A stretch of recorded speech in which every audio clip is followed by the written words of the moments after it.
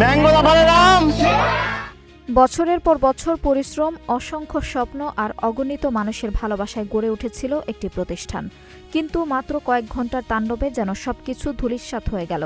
সামাজিক যোগাযোগ মাধ্যমে ছড়িয়ে পড়া এক হৃদয় বিদারক ভিডিওতে দেখা যায় ভাঙচুর হওয়া অফিসের ভেতর দাঁড়িয়ে কান্নায় ভেঙে পড়ছেন ম্যাঙ্গো লাভার পেজের উদ্যোক্তা।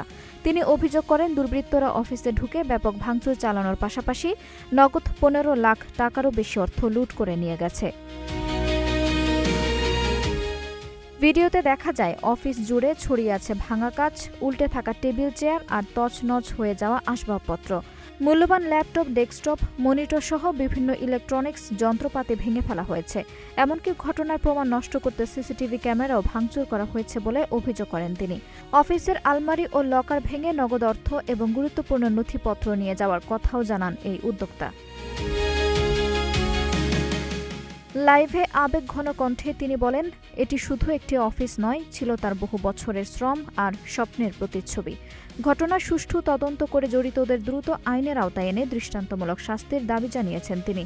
এদিকে ভিডিওটি ছড়িয়ে পড়ার পর সামাজিক যোগাযোগ মাধ্যমে অনেকে ভুক্তভোগীর প্রতি সহমর্মিতা প্রকাশ করেছেন এবং প্রকৃত অপরাধীদের দ্রুত শনাক্ত করে বিচার নিশ্চিত করার আহ্বান জানিয়েছেন।